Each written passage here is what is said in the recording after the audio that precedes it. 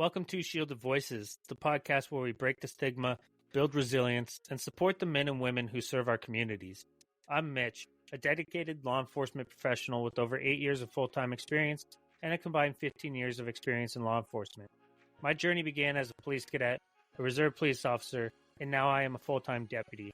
I am a defensive tactics instructor, an emergency vehicle operations instructor, and a former drug recognition expert. Now, I'm here to share the conversations that matter the most. And I'm Brian, a deputy with over 15 years of service. I bring my experience as a defensive tactics instructor, emergency vehicle operations instructor, field training officer, a member of the riot team, as well as a narcotics team as a liaison. I'm also a veteran of the United States Army, and I am passionate about faith, family, and supporting our brothers and sisters in law enforcement. Together, we're here to share stories, insights, and real talk about the challenges and triumphs of life in law enforcement. Whether it's breaking down the barriers around mental health, reflecting on our own shared experiences, or providing tools for growth and recovery, we're here to have the conversations that matter. Our goal is simple: to support first responders, foster open communication, and remind everyone in this community that they are never alone. This is a space for growth, connection, and building stronger voices together. Thank you for joining us. Let's dive into today's episode where we continue to break the silence. Janeen Baggette is a retired law enforcement officer and a seasoned K9 handler with over 27 years of experience in detection K9 training. Her expertise spans multiple disciplines, but her impact doesn't stop there. Janeen also has 15 years of experience training service dogs, specializing in full handicap service and PTSD, TBI support dogs, helping first responders, veterans, and civilians find healing and independence through the power of their trained canine companions. With a 20-year career in law enforcement, Janeen served at the local, state, and federal levels, including time as a contract canine handler specializing in explosive ordnance detection. Her dedication to disaster response spans 18 years, and she has even served as a United States Air Force Aerovac medic, providing emergency medical care during Desert Shield and Desert Storm. In 2012, Janeen founded K9's for Freedom and Independence, a nonprofit organization dedicated to training critical incident and detection dogs for agencies and first responders. She continues her work through K9 Peak Performance LLC and serves on Governor Abbott's advisory board on handicapped service dogs. Her expertise is sought nationwide, and she's been recognized with multiple certificates of recognition for her disaster response work.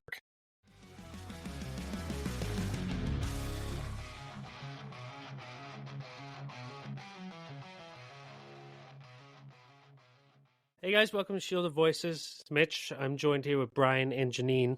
Janeen is a retired law enforcement officer and seasoned canine handler. She's built her impressive career dedicated to public service and the advancement of canine training. With over 27 years of experience in detection canine training, including wilderness search and rescue, urban disaster response, cadaver detection, evidence forensics, explosives, narcotics, and water leak detection, Janeen has distinguished herself as a leading expert in her field. Janeen, thanks for coming on today. How are you? I'm good. Thank you for having me. Absolutely. And it's my understanding, too, you have a lot of extensive law enforcement background, too, right? Yes, I am, unfortunately or fortunately, depending on how you want to see it, I've been started out, I was a combat medic in the Air Force, got out of that, decided that corrections was a place to go, and within a few years was like, no. Nope. And that was state corrections. And so went into the federal government as a cop for a federal agency, not a well-known one, but still federal. Found out that's not the place to be. Now, what time frame is this? What is this like the 90s or? No, I actually went to work for the feds in 2004. Oh, okay. Yeah, because I joined the military first and was in for 9 years. Oh, gotcha. And you said you were a medic in the Air Force? Yeah, I was an Aerovac medic, so I was in the first Gulf 4.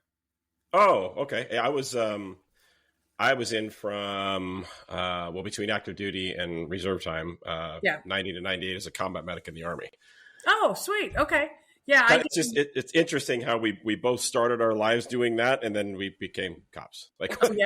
I think 1984. is when okay. when I joined, and then got out in 91, 92, something like that. Yeah. So Good. Good. Um, Okay. ended up in Texas, and I've worked for several agencies here. So yeah. Mm-hmm. Cool. Are you born in Texas? Were you born in believe Texas? it or not, don't hold it against me, but I am originally from California. I know, right? When I say that here in Texas, I say, trust me, I didn't bring it with me, and I got here as soon as I could. But is there really any difference now? Like it used to be for all of us up here in Oregon, go back to California, and now it's more Oregonians. Like if you say you're from Oregon, they're like, oh, let me guess, Portland. I mean, I think Oregon has the same stigma that California Washington does. as well. Yeah. So, yeah. Yep. It's that whole, I think it's like West Coast, East Coast kind of thing as a general rule, have a lot of the stigma. Yeah. I'll just go out on a limb. I think Oregon, Washington, California is what my wife and I refer to as Libtard Valley. Is kind of what that's just. I mean, that's yeah. Yes, absolutely. Yes. I lost what it my is, brain and went to California. I don't know. Right. Yeah. Yeah. No, what part of Texas are you in? General area? I'm in North Texas. I'm about an hour north of Dallas, Fort Worth. So I'm at the Oklahoma border. Oh, God, yeah. My brother lives in Greenville, about 85 miles east of Texas, east of Dallas. Several times. That's probably about an hour east of me. From where you're at. Yeah. Cool. Janeen, is your foundation based out of Texas as well? Yes. Okay, and you are the chair, founder, CEO of K9's for Freedom and Independence? Yes, head dishwasher, dog bowl cleaner. Yeah. Everything. Can you tell us about your organization? Sure. So what I've done, because I've trained a menagerie of breeds of dogs and different types of detection specialties, I started out doing handicap service dogs with the organization and found out that just was not the direction I wanted to go for a multitude of reasons. And I wanted to do more with one dog than one dog, one human. And so I took the concept of handicap service dogs, police service dogs, and blended the concepts together. And so what is now trademarked Critical Incident Response Team, or CIRT K9's, is what I've come up with.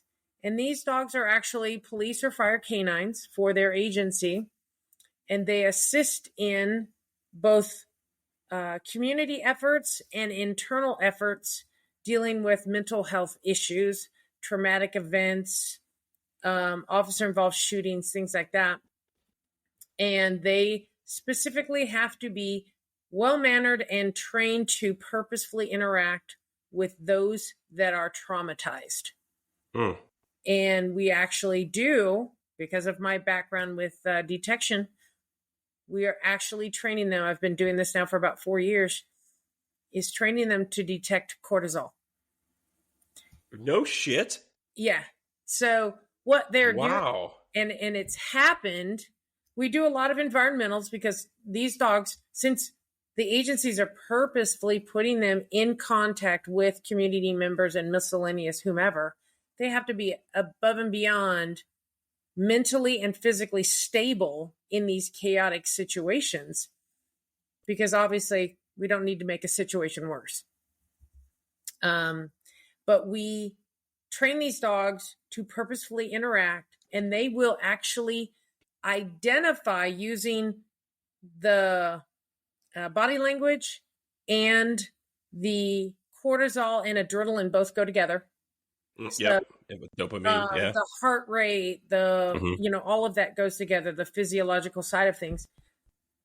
And they'll identify a person faster than what I can see as a human just going off of body language, because they're putting all of that together.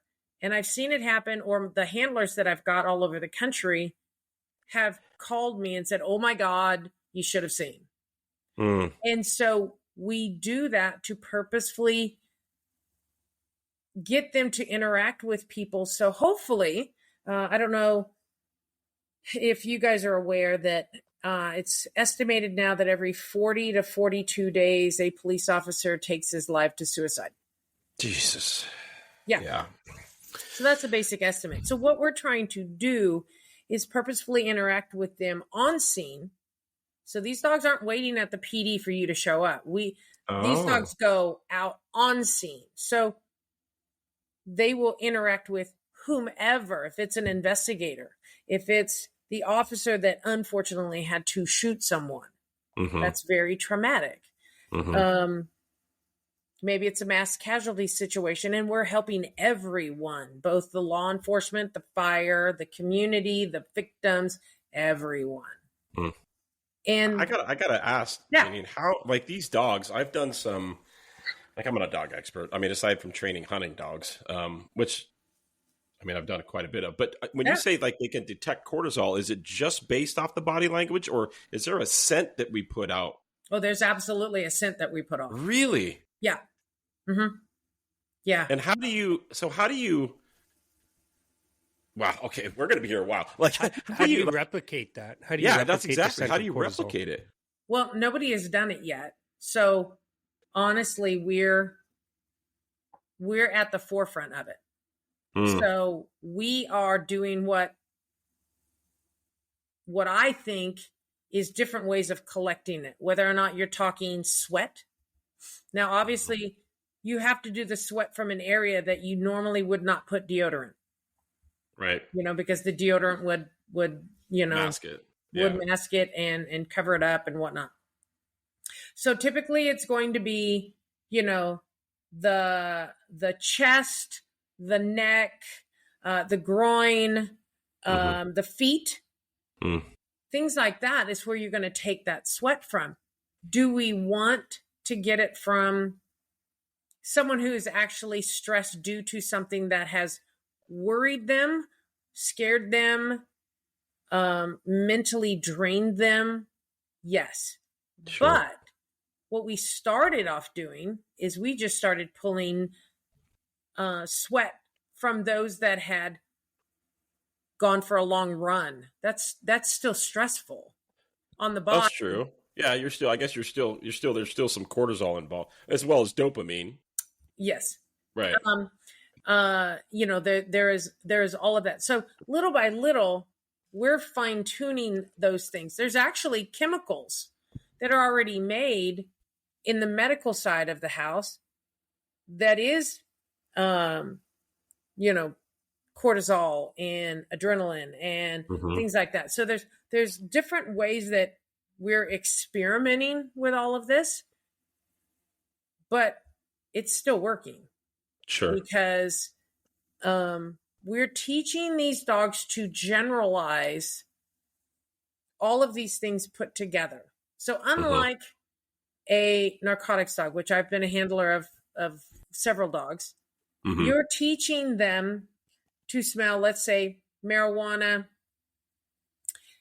Typically, it's going to be marijuana and meth that have the biggest variance, depending on the species of the marijuana plant or literally the recipe and the items that they use to make the meth. Sure. But in general, again, we generalize, it smells a certain way. And so you're helping them to understand that I need you to find this general odor. Right. And that's why you have to train with other people and other places and other things. So they're getting, basically, you're mapping their nose to understand that meth is meth, even though it's kind of a little bit different depending on, the recipe. It's just like with you and I, and, everybody knows what a chocolate chip cookie is. Right. Well, for us, it all pretty much smells the same. Dogs can smell all the different ingredients. So what we're trying to teach them is to generalize, okay, fine. We may not have used all-purpose flour. Maybe somebody wanted to use almond flour, but it's still a chocolate chip cookie. So I still need you to let me know that is what you have found. Right. Interesting. So we're teaching them to generalize those odors. Yeah, and imagine like I've worked a lot with the dope stuff has been my thing. Like, Yeah. so I work a lot with our dope team, the dope dogs, tracking dogs. I was K9 Corey, just because it was so interesting to me, and it is, it's amazing.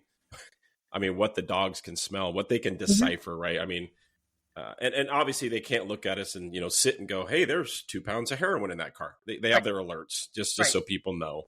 We won't talk about every dog has a different alert, and I nor would I even say what one dog's alert is because that's private information. But it is interesting how they can all those different smells. And last I knew, they were still working on trying to get them scent trained for fentanyl as far as the narcotics world. And I don't know.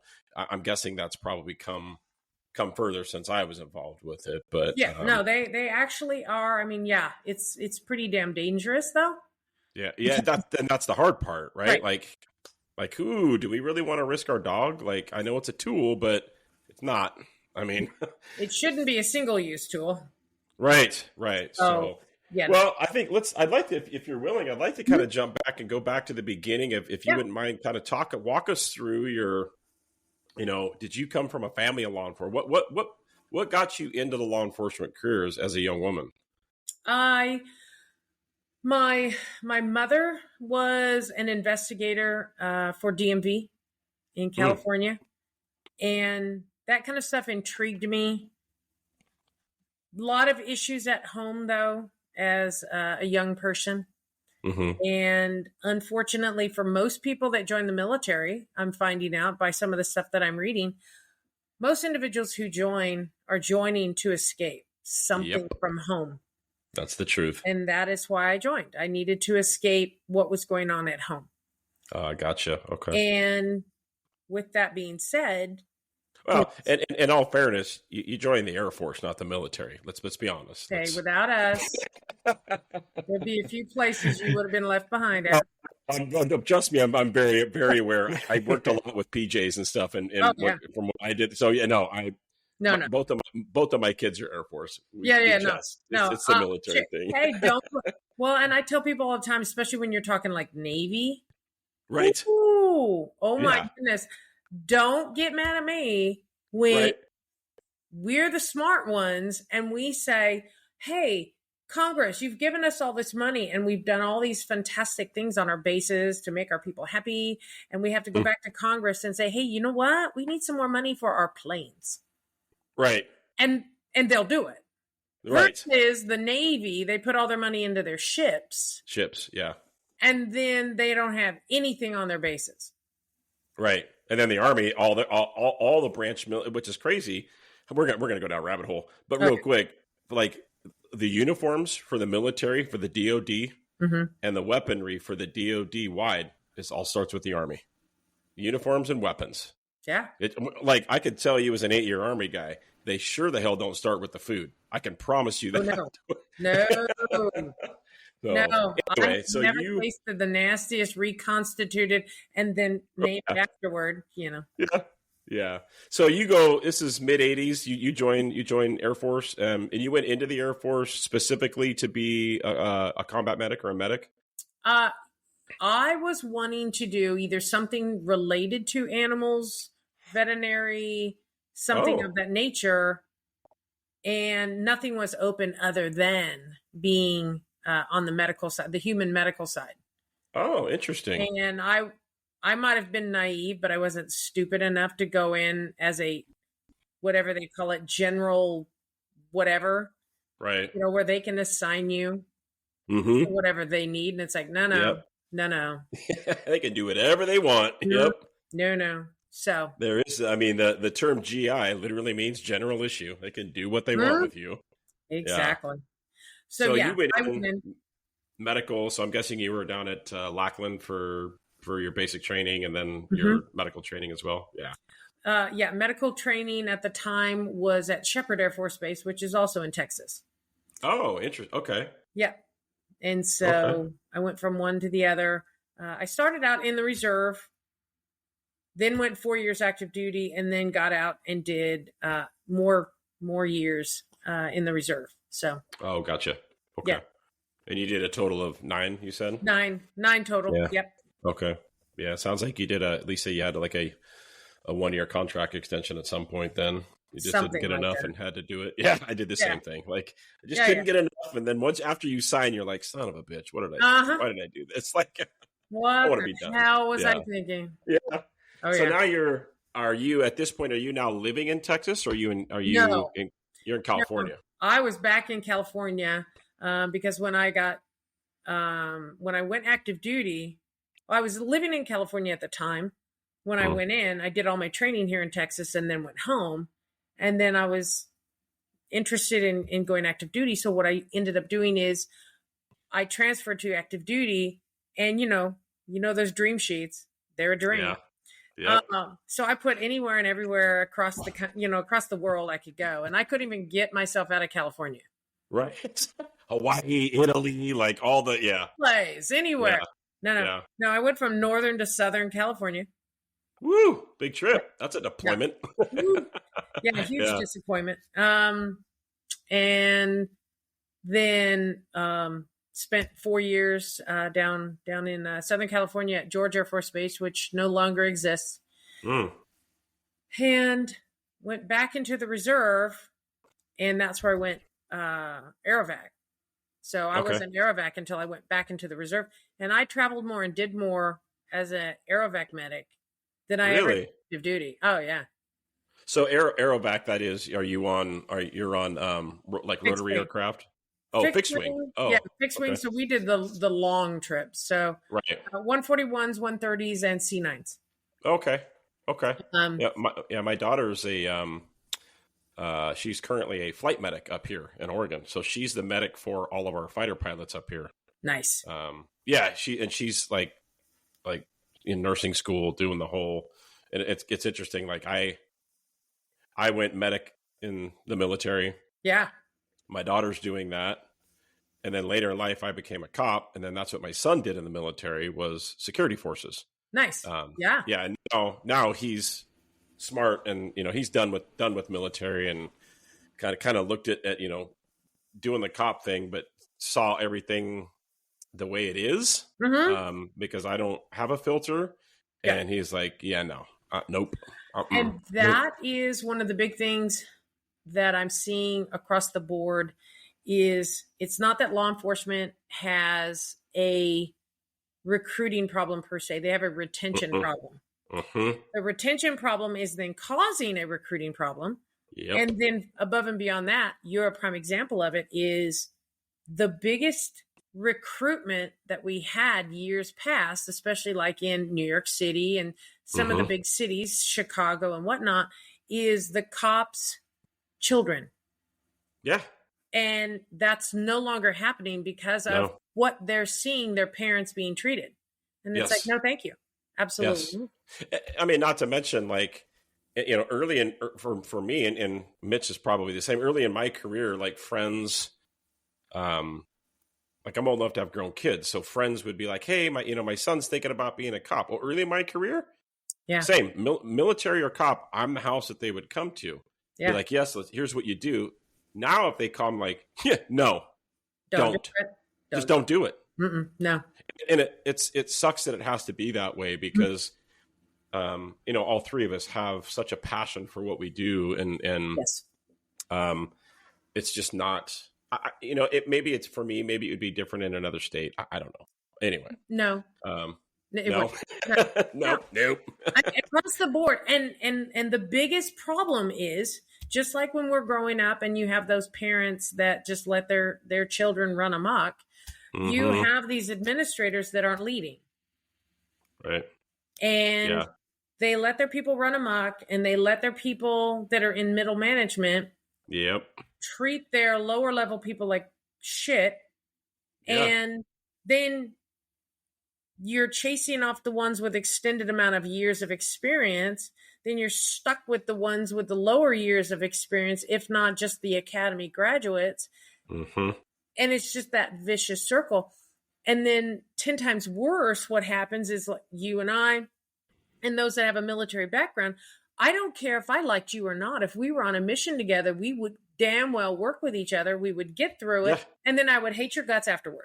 Absolutely. Charlie Mike, finish the mission, and then I don't care. Exactly. Yeah. Hand. That's not what's happening in law enforcement. No.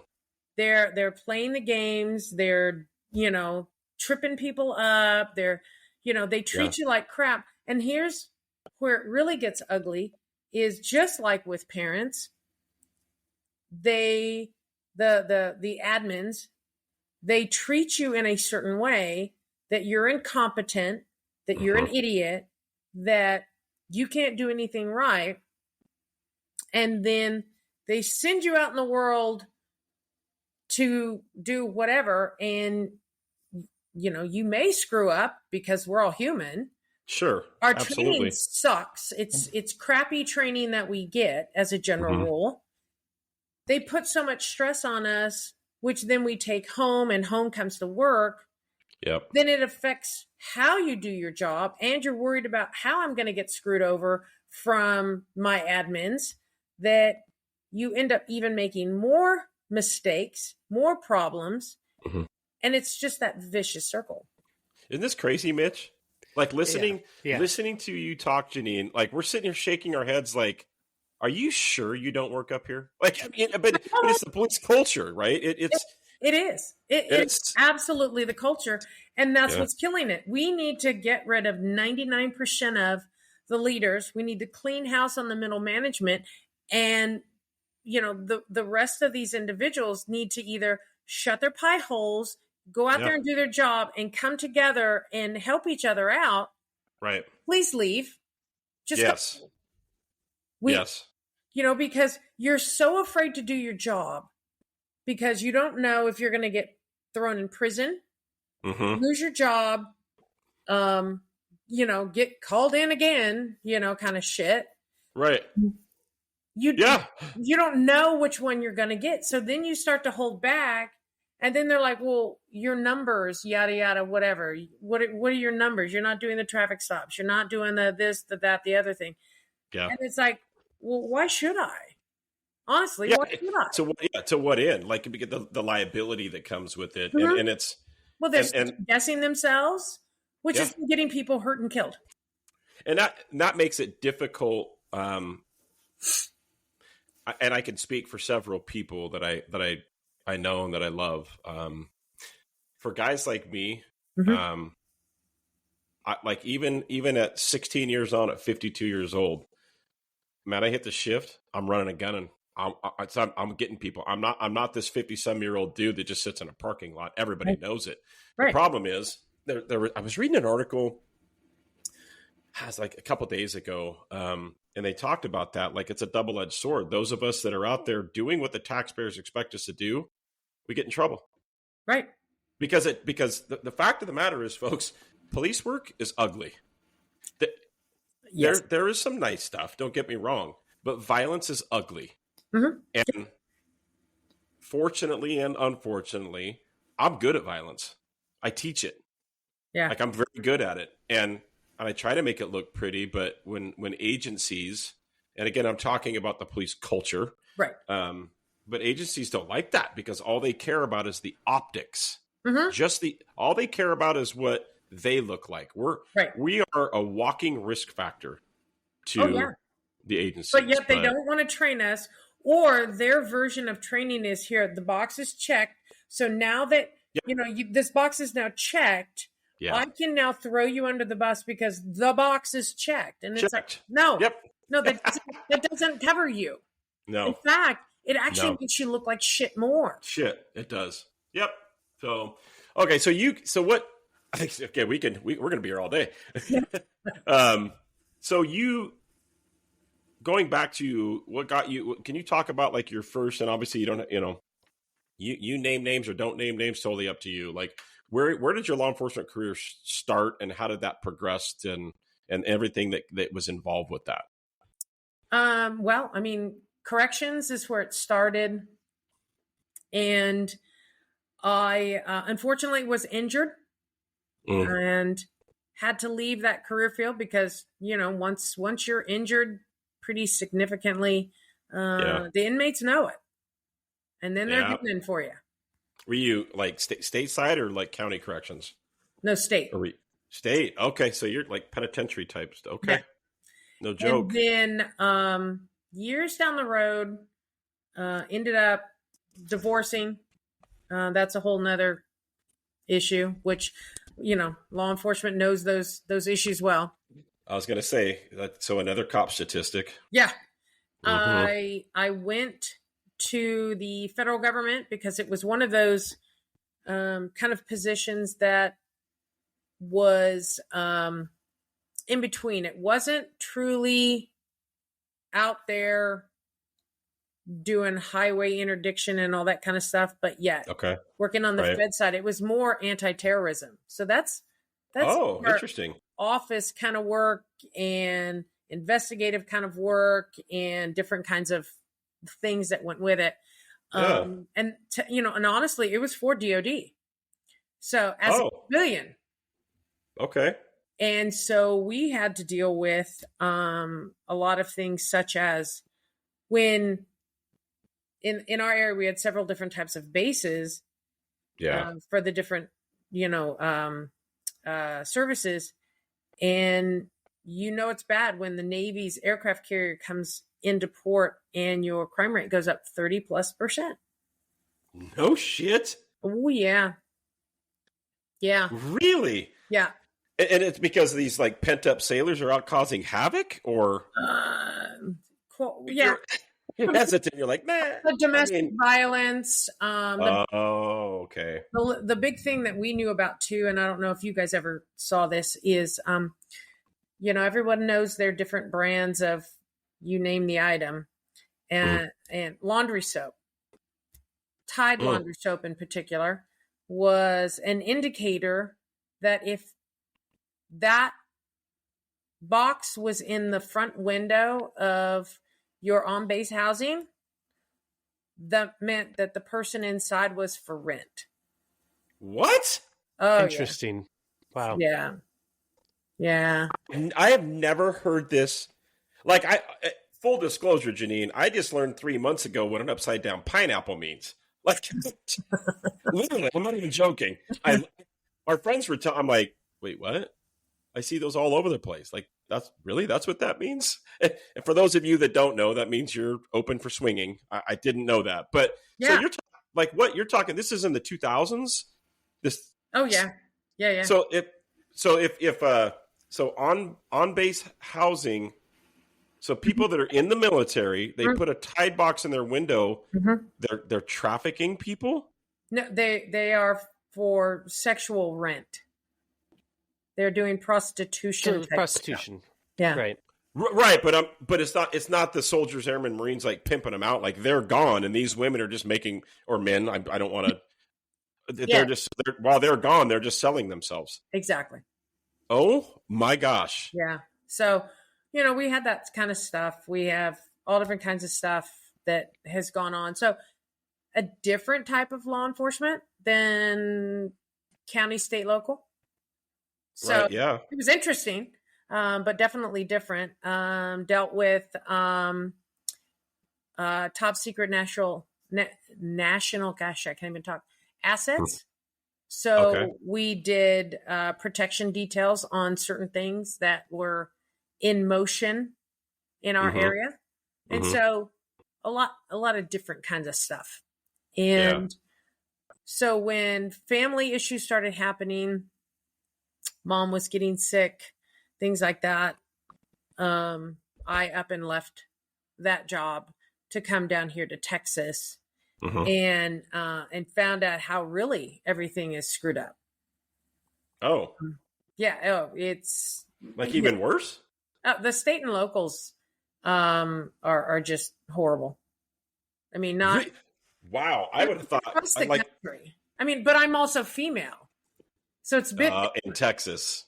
Yeah. And then I'm 1% of 1%. So I'm K9 and I'm female. And I imagine it's a lot of, hey, sweetheart, hey, or I know anything, or, who the hell do I think I am? K9 handlers are more egotistical than even the SWAT guys are. I'm going to, Mitch and I are laughing. I'm not going to say anything. Actually, I mean, full disclosure, Mitch, we got some pretty good dudes. We really do. We have some really good dudes. There's in the past, but Yeah. I agree. And yes, I agree. So that's kind of a little bit of how, I've gotten around. I've worked for several agencies, and I'll tell you, I'm not going to put up with the bullshit. I tried doing it this last time with the agency that I was last with full time. I'm reserving now with an agency who asked me to because of my mental health background with some of the stuff that I do and some of the things they've needed. So I'm their training coordinator. I'm helping them find and do grants and things like that. And I go out on the road. I've started them a K9 program. Awesome. And it's not me. It's someone else. Right. No. But we're going to be working hand in hand together. Yeah. So what, I mean, so you're talking now decades of law enforcement on all levels. Again, like we were talking about before this, right? This platform is a conversation. It's raw. It's unfiltered. If you're willing, and if you're not, that's fine. Are you willing to kind of touch on maybe some things in your career that really had that impact on your personal life, marriages, relationships, we talk about, we refer to pretty much in every episode, the one call, when we all know there isn't one call. There's just isn't. You do this job for more than 8 months. Simulation. I mean, 100%. But we all have those calls, if you're willing to talk about that I'd say stand out more than others. Was there, looking back on it, Janeen, are you able to see where there was a buildup of that accumulation to where it finally just got to the point where like, deuces, like I'm out? I mean, yes, but the majority, I mean, the stressful situations when I was in the military, we were dealing with having to load and unload and treat patients while we're sitting on the flight line with missiles being thrown at us and sniper fire going on at us. So when I got into law enforcement, it was actually much calmer. Oh, okay. So you're like general rule. Right. Yeah. And the problem that I was having a hard time with, and I have to admit, I still have a hard time with, is rationalizing as to what the hell, people. This could be your life. This could be my life. This could be a total shit show. And you guys want to play these childish little high school cheerleader fucking games. And you're talking internally. Yeah. And that's what really started getting at me when I was working for the feds. I literally had an IA started on me because somebody said that they heard me say something. And I'm like, wait, what? I had another one started on me because one of the officers, for whatever reason, was butthurt about something, and he got up in my face. And so I shoved him off. I didn't punch him, I just shoved him off. I got the IA for touching him. Oh my gosh. Why did I go hands-on with him? I've had situations where you have either sheriffs or heads of agencies that you want K9. FLSA is very clear about what you have to do for K9. And they're like, nope, we're not doing it. And I'm like, nope, you're not getting me then. Because I came with dogs that they can sign an MOU and say, okay, yeah, these are our dogs that we're using for our agency. It's like, pound sand. No. And the last agency that I worked for full time, I mean, it just got to a point of I wasn't in the good old boys club. Yeah. Absolutely. The entire agency is a good old boys club. They chased off another female that extremely smart woman. And we weren't the cute little dolled up with the fake eyelashes and the heavy makeup and the tight uniform kind of girl. Now, hold on. That actually, So, because we come from two different, I tease when I say this. Texas is its own country, people. It just is. Oh yeah, I love it. I love Texas. Don't get me wrong. yeah, no. But the things you're describing, like I can't even picture the female deputies that I've worked with. Amazing people. Yeah, I love them. I can't even picture any of my female coworkers that are dolling themselves up to go to work. Yeah. I mean, you're presentable and professional. Absolutely. Yeah. But so that was, wow. So that was like almost expected of females. It seemed like it. And I don't play those games. I'm no, thank you. Good. And it was to the point where I had been out of doing all those regular calls that everybody else does because I've been doing K9 for so long. Mm-hmm. And I told him that. I said, look, I'm going to need some help. If you want me to do some of these other general calls, absolutely, I'll back anybody up for any reason. I don't care. Of course. Yeah. But I'm going to need some help on some of this stuff because I'm lacking. I'll tell you that right up front. Mm-hmm. Nope. Couldn't get any help. Couldn't ask for any help. I literally was called a stupid fucking bitch because I didn't know something and that they didn't want me on their shift because I didn't know something. This is by supervisors or coworkers? Oh, yeah. No. A supervisor. Mm-hmm. Yeah. Oh my, yeah. And they, I even brought up to the one supervisor that I did get along with, which was a great guy.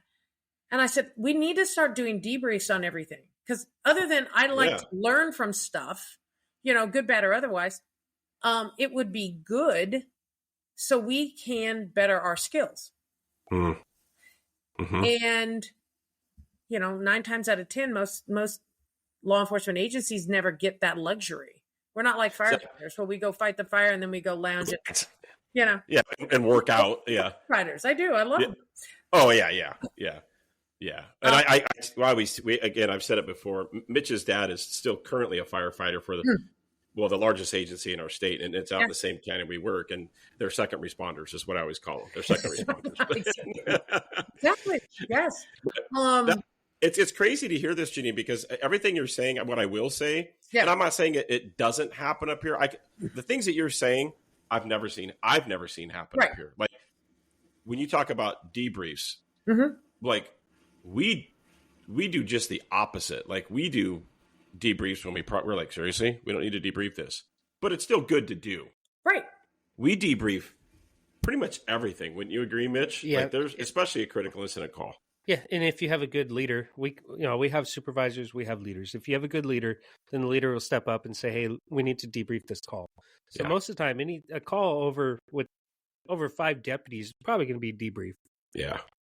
Yeah. No. And it's very open, circling up in a parking lot, and it's not. I've never seen it where it's like, hey, you fucked this up, or it's hey, let's talk about this. What can we do better? That's what debriefs are for. Exactly. I will say that our agency is very, very good about that. For agree. all of their drithers, which is all the same. Yeah. Anyway. Yeah. Well, but that's just it. And even when you're going into, okay, so we're all going to mess up. We're all going to screw something up. We're all going to get called to the office, whatever. Yes. But if you, and I don't call any of them leaders because they've not earned it. They're all administrators, managers, whatever. Correct. Until they prove themselves otherwise. If when you get called into the office, it is approached in a way of, hey, man, got to talk to you about this situation. Don't know what was going on in your head, but can we talk about it? Mm-hmm. And then whatever that could be is, did I, as the person that's in charge, did I not make myself clear on my communication? Did you not understand whatever? Did, you not get the right information, whatever that is, or did you not get trained on this? Something of that nature, because I'll tell you one thing, every mistake your person makes is your fault. Not their Right. fault necessarily. It is your fault as a administrator or manager or supervisor or whatever. Right. Period. Well, and like Mitch said, there's a big difference between there's leaders and there's managers. Yes. Period. And I can say the majority of the leaders that I've worked with over the years are line level deputies. Mm-hmm. They're the leaders. You can be 5 minutes on the job or 5 years on the job. Doesn't matter. Yep. Your 5-minute guy can be a better leader. Yeah. Oh, yeah. Than someone else. What I don't understand, and that's not to take away that I have worked for some amazing supervisors, and they're still there, and they know who there are. Yeah. It's we tease. It's like as soon as they start promoting, it's like I used to tell my son when he turned 13. Okay, you're 13 now. Here's a bottle of stupid pills. You're only supposed to take one a day. But what happens to boys when they turn 13? They eat the whole fucking bottle at once. No. It's the same thing when people promote. Sip the Kool-Aid, dumbass. Just sip it. Yeah. But they don't. They chug it, and you're like, what happened? What? Right.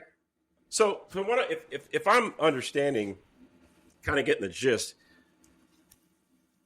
a lot of the traumas that you've dealt with are from internal bullshit. I mean, obviously compounded with the calls that we deal with, right? Oh, yeah, the shit that I saw in the military, the blood, the gore, the nastiness that came from that. I mean, having to literally having to medevac an individual who you knew was dead. His brain just didn't know it yet. Yep. And we transported him from in country to Germany so his family could say goodbye. Yeah. Shit like that will stick with you forever because we had to make sure his heart was still working and he stayed technically alive until then. Yeah. But there was nothing you could do for him per se to heal him. No. And that's the behind the scenes stuff that people like you, and thank you for that service, because it's behind the scenes stuff that people like you subject themselves to for other people, for the family, right? Like it's for that family. It sucks for you. Oh, but, yeah. You know what I mean? I think a lot of that stuff goes unseen. And it just, you see that kind of stuff. And that's where I've had such a hard time wrapping my brain around. I don't care if we go drink together after work. I don't give a shit. Right. We should be somewhat of a family while we're here. Yes. If you're booking someone and you need whatever evidence, checked in, or you need, whatever, I should be the one, or vice versa, should be the one offering up help, because in the long run, it's going to help me.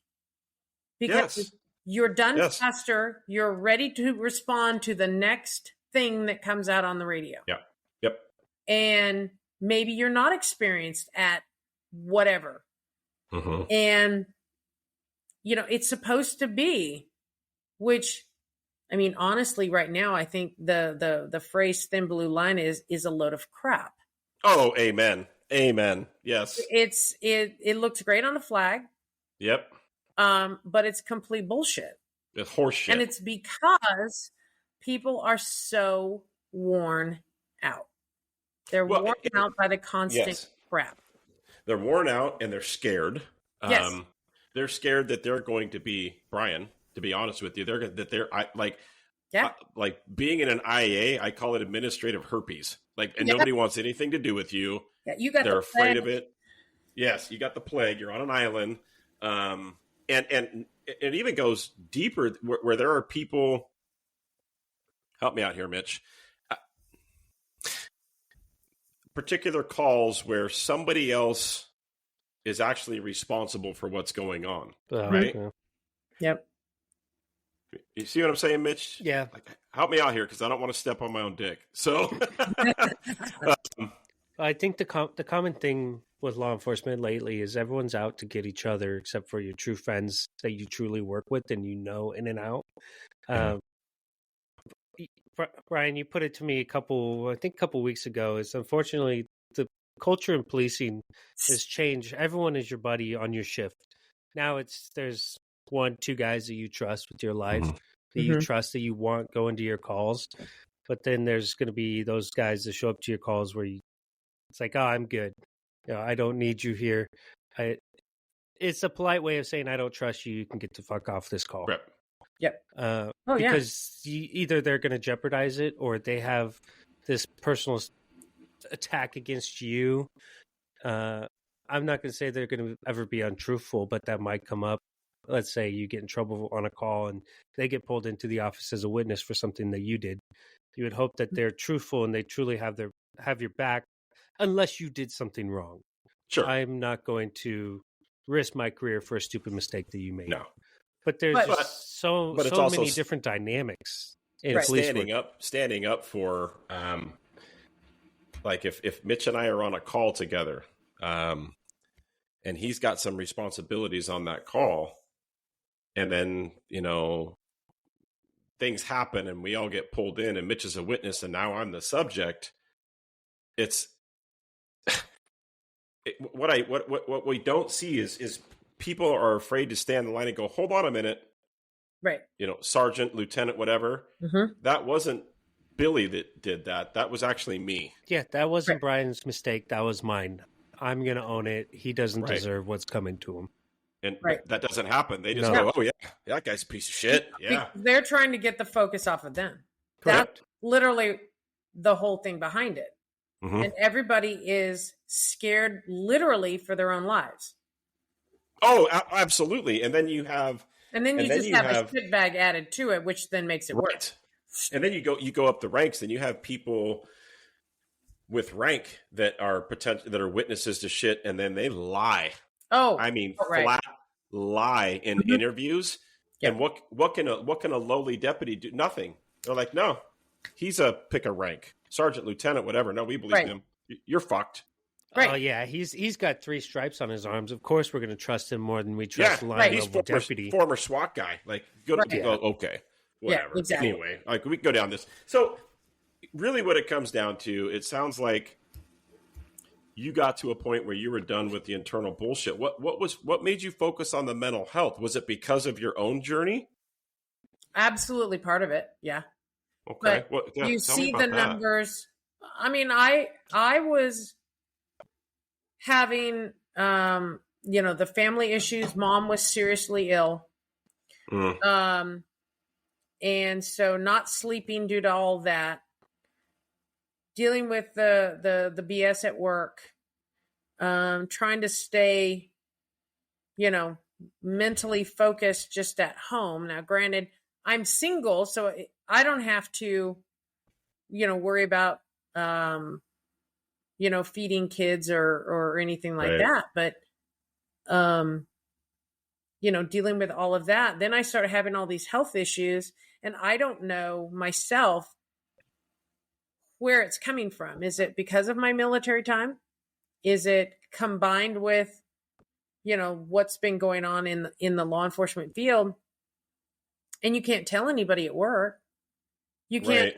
And literally the final straw, and I can say this because I can remember it to this day, the final straw inside the agency that I left that was full time is I had a chief deputy in the hallway.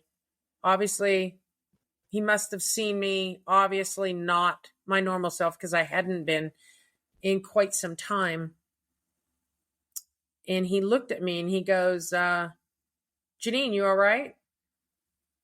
And I stopped for a second and I'm like, fuck it, let's see what happens. And I said, no, I'm not. Oh.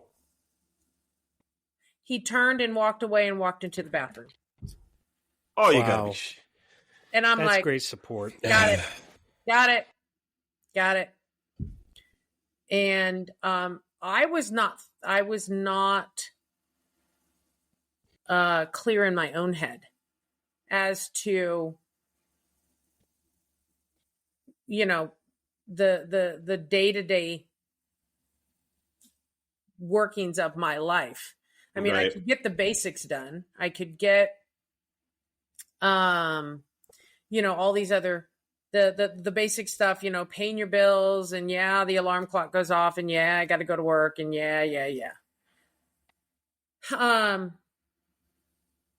but I was so sick every day, all day. And it was so bad that I had to stay within a very short distance of a bathroom or someplace where I could stick my head out the door and puke. Oh my gosh.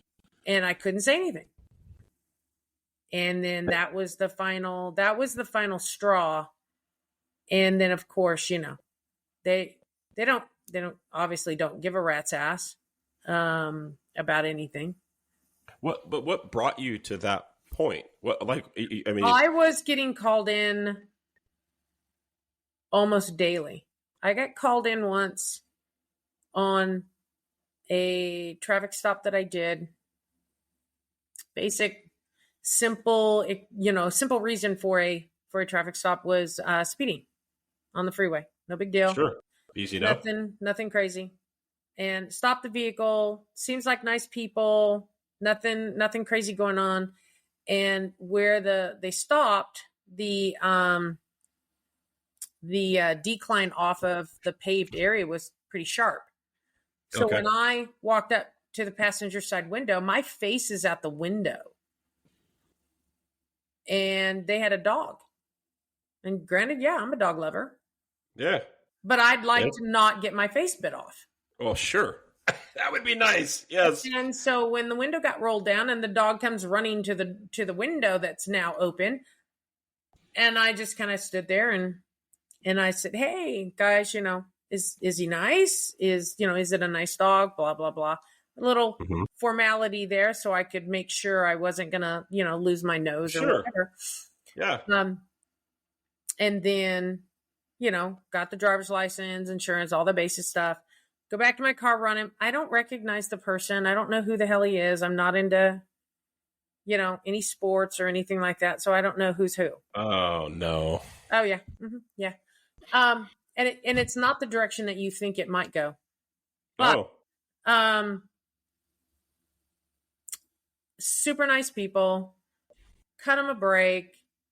Off they go. One of the little conversation pieces, because I was federal up in Washington State. That's where I was at for like 5 years. Oh. He was a free agent off of the Seahawks. Didn't know it. Oh, okay. Well, I don't know. I wouldn't know it either. Like, I wouldn't know any of that. Super nice guy. Supposedly his wife was in the passenger seat. Super nice people.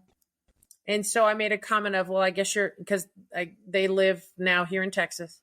I guess you're happy to be out of that hellhole. Because Seattle is a hellhole. I mean, it's horrid. I've been there. Yes, it's a shithole. Yeah. And that's all I said. I didn't say shit. I didn't say fuck. I didn't say, I said hellhole. And let it go. No big deal. Nobody in that vehicle complained. But I got called in by the lieutenant because I got preoccupied with the dog versus doing my traffic stop. Oh, my God. And I should have known that he was so-and-so, a free agent off of the Seahawks. And exactly. Who fucking cares? Well, exactly. So Well, you know what I mean? Like, I don't give a shit if you're the president. I don't care. Well, I didn't know that was part of my job, is to know all these, athletes. Well, how did this go? Was somebody like reviewing body cam or something? Or how did this even? I was getting reviewed all the time. And what that lieutenant did is he made sure that he let body cameras available for anyone to watch. What? Wow. In the system, anyone could go watch anyone's body camera. And so then that meant if you had these little people that like to nanny noo, they would go back to the lieutenant and say, oh, you got to look at her body camera, or you got to do this, or you got to. Right. And so I was in almost on a daily basis, getting called in.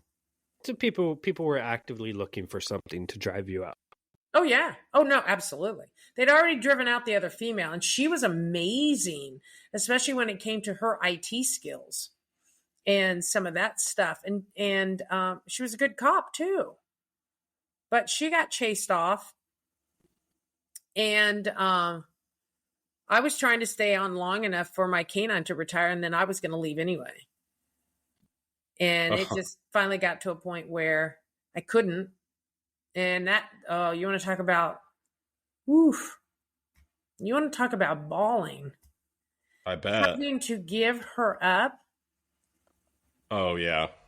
And then I find out less than a year later, those fuckers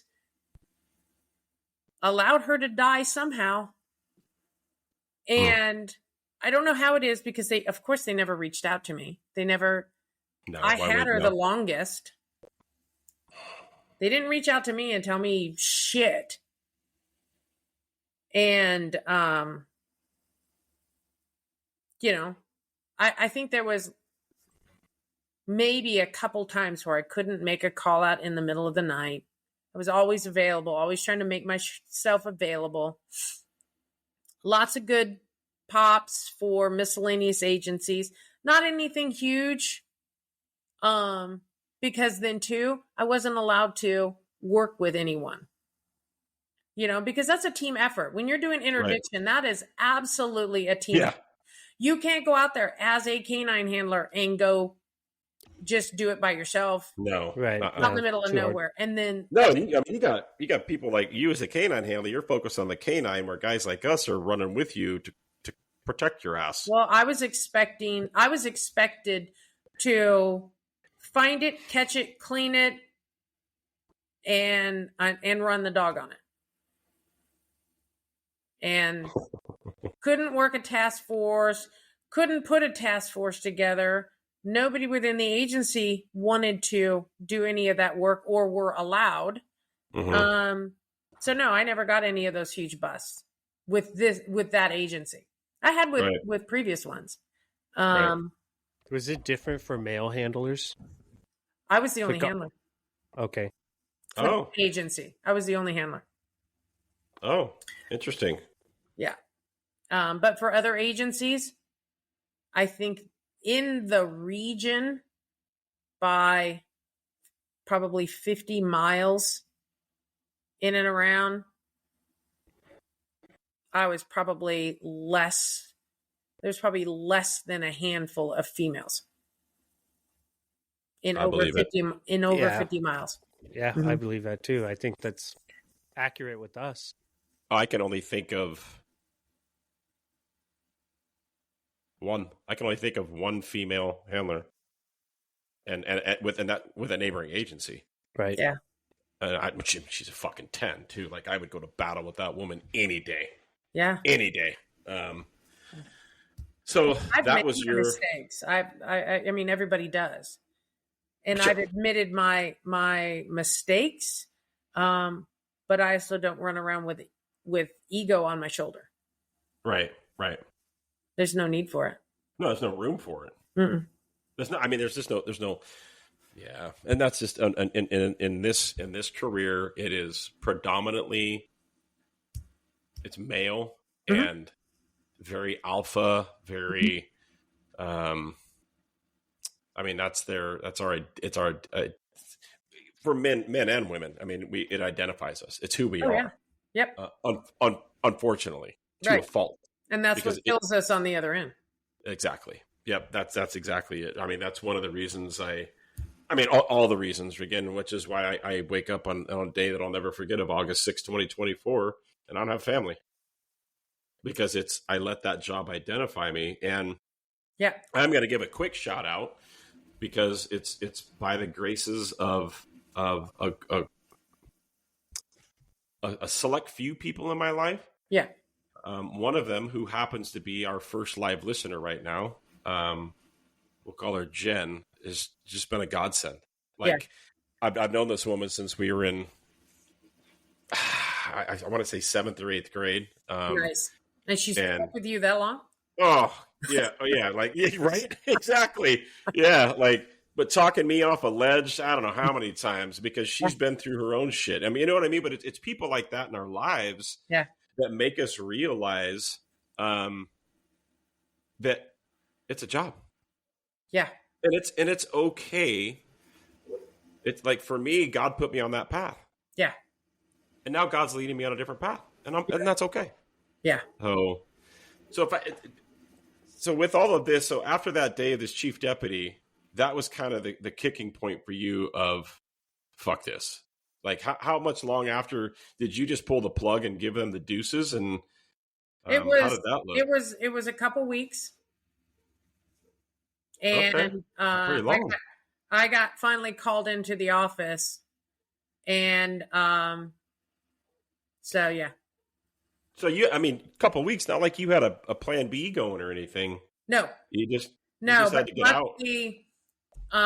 Luckily, you know, I've got money coming in otherwise. It's not, you know, it's not great money, but it's enough to pay the bills. Mm-hmm. So yeah. But even at the time, so at the time you still had a different income than police work, which is, I hear, is very, see, for us, that's not normal. I mean, I wouldn't say it's not normal. There are some people that have side gigs, but like, we can't do what other agencies refer to as overtime work on, you know, right. To build an income like that. We can't. No, it had nothing to do with that. I've got, luckily for me, I was fairly smart at a younger age. And so I've got investments. I've got, good for you. I've got my military disability. So, and then they ended up retiring me from the corrections due to the injury. I couldn't go back to that job, so they retired me. Got it. Okay. And so, you know, it's so you had some subsidies. That's good for you. Yeah. I mean, not good for you, but because of what happened, but a blessing, right? A blessing. Right. Yeah. So it what made you tugs at you? So, yeah. Well, so what? I guess, Janeen, what did you like? What did you just wake up one day with, and knowing that you have all your own mental health issues at the time? Well, we always will, but to where you decided, like, now I want to make a difference for this. I want to do something. Obviously, you've got this love for dogs, love for animals. Yeah. And then how did you come up with this idea to incorporate that passion for first responders, it sounds like, as well as dogs, and kind of put that together? Like, how does that? I've been doing it because I put together the nonprofit. I started that ugly process of getting your 501c3 in 2011. Right. Yeah. And I was too cheap to hire an attorney. So I did it myself. Oh, wow. And so in 2012, I got my nonprofit status. I actually initially started doing handicapped service dogs for PTSD and traumatic brain injuries for any first responders. So fire, military, police, whatever. And that just wasn't enough. I wasn't helping enough in my eyes. I wanted to do more. And so I got out of doing the handicapped service dogs and took the idea of, well, shit, I've got this experience training handicapped service dogs to do all these, you know, multiple tasks and, you know, things.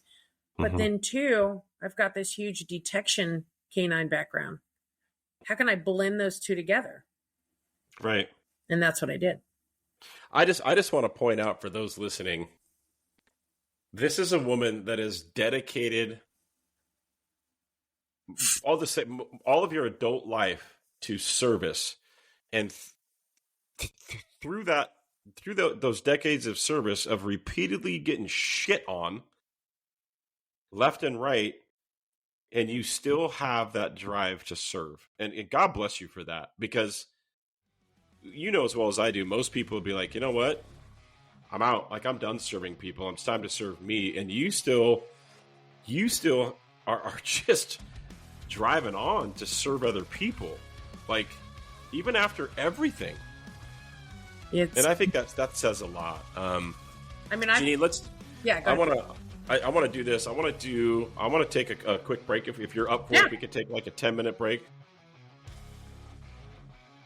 Janeen Baggette's dedication to law enforcement and first responder communities, as well as her passion for canine training, is truly inspiring. We covered so much in this first part, but there's still more to dive into. If you found today's discussion insightful, be sure to tune in for part 2, where we'll explore more about Janeen's work, the impact of service dogs on mental health, and the incredible stories that come from her experience in the field. Janeen, thank you so much for joining us today. We can't wait to continue this conversation. And to our listeners, if you've enjoyed this episode, don't forget to subscribe, leave a review, and share it with those who might benefit from hearing these powerful stories. Until next time, stay safe, stay strong, and keep the conversation going.